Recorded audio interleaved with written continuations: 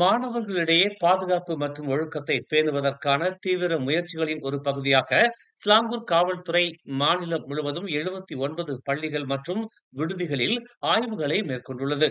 கடந்த 3 நாட்களாக மேற்கொள்ளப்பட்ட சோதனைகளில் இதுவரை பெரிய பிரச்சனைகள் எதுவும் கண்டறியப்படவில்லை என்றும், தவறான நடத்தைகளை தடுப்பதிலும் பாதுகாப்பான கற்றல் சூழலை உறுதி செய்வதிலும் காவல்துறையின் முன்னெச்சரிக்கை அணுகுமுறையை இது பிரதிபலிக்கிறது என்று மாநில காவல்துறை துணை தலைவர் முகமது ஜைனி அபு ஹசான் தெரிவித்தார்.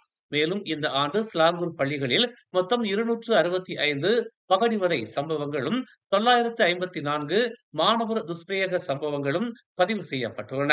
பெரும்பாலான சம்பவங்கள் பள்ளி மட்டத்தில் கையாளப்பட்டாலும் 9 பகடிவதை சம்பவங்கள் மற்றும் மாணவர்கள் சம்பந்தப்பட்ட 32 வன்முறை குற்றச் சம்பவங்கள் குறித்து போலீசார் விசாரணை ஆவணங்களை திறந்துள்ளதாகவும் அவர் கூறினார். சிலாங்கூரின் கிட்டத்தட்ட 1 மில்லியன் மாணவர் எண்ணிக்கையுடன் ஒப்பிடும் போது இந்த எண்ணிக்கை சிறியதாக தோன்றலாம். ஆனால் ஒவ்வொரு சம்பவமும் பெரும் தாக்கத்தை ஏற்படுத்துகிறது என்று அவர் நினைவூட்டினார். அமெரிக்க அதிபர் டொனால்டு டிரம்ப் தனது ஆசிய சுற்றுப்பயணத்தின் 2வது கட்டமாக மலேசியாவில் இருந்து ஜப்பானுக்கு புறப்பட்டுச் சென்றுள்ளார். இதில் சீன அதிபர் ஜி ஜின்பிங்குடனான சந்திப்பும் இடம்பெறும் என்று எதிர்பார்க்கப்படுகிறது. 47வது ஆசியான் உச்சி மாநாடு மற்றும் கோலாலம்பூரில் நடைபெற்ற தொடர்புடைய மாநாடுகளில் கலந்து கொண்ட பிறகு டிரம்ப் காலை 10:06 மணிக்கு கோலாலம்பூர் அனைத்துலக விமான நிலையத்திலிருந்து புறப்பட்டார். டோக்கியோவுக்கு வந்தவுடன் டிரம்ப் ஜப்பான் பேரரசரை சந்திக்க உள்ளார். அதைத் தொடர்ந்து நாளை புதிய பிரதமர் சானே தகாய்ச்சியுடன் ஒரு சந்திப்பு நடைபெறுகிறது. பயணத்தின் சிறப்பம்சம் தென்கொரியாவில் இருக்கும் என்று எதிர்பார்க்கப்படுகிறது. அங்கு டிரம்ப் ஆசிய பசிபிக் பொருளாதார ஒத்துழைப்பு உச்சி மாநாட்டின் போது ஜியை சந்தித்து அவர்களின் தற்போதைய வர்த்தக பிரச்சனையை பற்றி விவாதிப்பார் என்று எதிர்பார்க்கப்படுகிறது. டிரம்பின் கடுமையான வரிகளால் தூண்டப்பட்ட வர்த்தக போரை தீர்க்க முடியுமா என்பதை பார்க்க வியாழக்கிழமை நடைபெறும் டிரம்ப் ஜி சந்திப்பில் உலக சந்தைகள் உன்னிப்பாக கவனம் செலுத்தும் என்று எதிர்பார்க்கப்படுகிறது. புதன்கிழமை தெற்கு துறைமுக நகரமான பூசானுக்கு வரவிருக்கும் டிரம்ப் தென்கொரிய அதிபர் லீ ஜே மியுங்கையும் சந்திப்பார். பிரிக்ஸ் அமைப்பின் முழு உறுப்பினராக மலேசியா போட்டியிடுவதற்கு பிரேசிலின் ஆதரவு இருப்பதாக அந்நாட்டு அதிபர் லூயிஸ் இனாசியோ லூலா டா சில்வா தெரிவித்துள்ளார். பிரிக்ஸ் அமைப்பின் முழு உறுப்பினராக மலேசியா மாறுவதை பார்க்க விரும்புகிறீர்களா என்று இன்று ஒரு செய்தியாளர் கூட்டத்தில் லூலாவிடம் கேட்டபோது அவர் இதனை தெரிவித்தார்.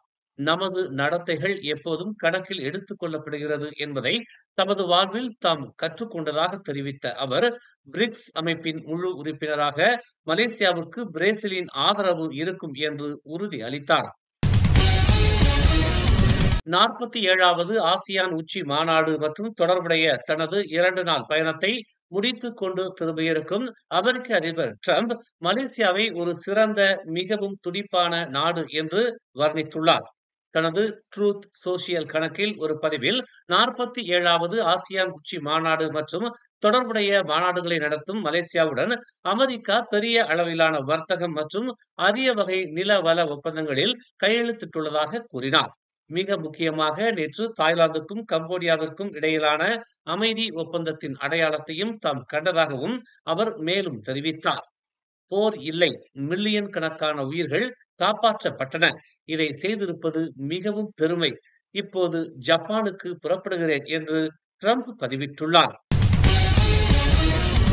போக்குவரத்து அமைச்சின் பஸ்.மை இலவச பேருந்து சேவையின் வழி இவ்வாண்டு ஆகஸ்ட் மாதம் வரை 49,611 பேர் பயன்பெற்றுள்ளதாக தெரிவிக்கப்பட்டுள்ளது.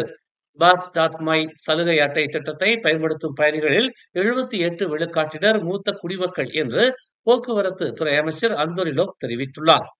13 விழுக்காடு பயனர்கள் மாணவர்களாகவும் 6 விழுக்காடு பேர் மாற்றுத்திறனாளிகளாகவும் 3 விழுக்காட்டினர் பல்கலைக்கழக மாணவர்களாகவும் உள்ளனர்.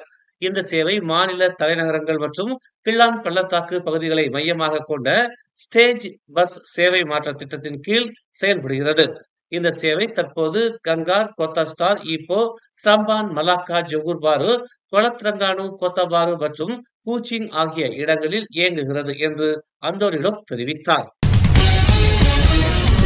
அமெரிக்காவுடன் கையெழுத்திடப்பட்ட பரஸ்பர வர்த்தக ஒப்பந்தத்தின் கீழ் 1711 மலேசிய ஏற்றுமதி பொருட்கள் 19 விழுக்காட்டுக்கும் குறைவான வரிகளை அனுபவிக்கும் என்று முதலீடு, வர்த்தகம் மற்றும் தொழில்துறை அமைச்சர் தெங்கு டதஸ்ரீ ஜப்ருல் அப்துல் அசீஸ் தெரிவித்தார். இந்த ஒப்பந்தம் செம்பனை எண்ணெய், ரப்பர், கோகோ, மருந்து பொருட்கள் மற்றும் விண்வெளி உபகரணங்களை உள்ளடக்கியதாக இருப்பதை அவர் உறுதிப்படுத்தினார். இரு நாடுகளும் தேவையான ஆவண பரிமாற்றத்தை முடித்த 60 நாட்களுக்குள் குறைந்த வரிகள் நடைமுறைக்கு வரும் என்று அவர் கூறினார். மேலும் செய்திகளை தெரிந்து கொள்ள தமிழ் மலர் நாளிதழை பாருங்கள்.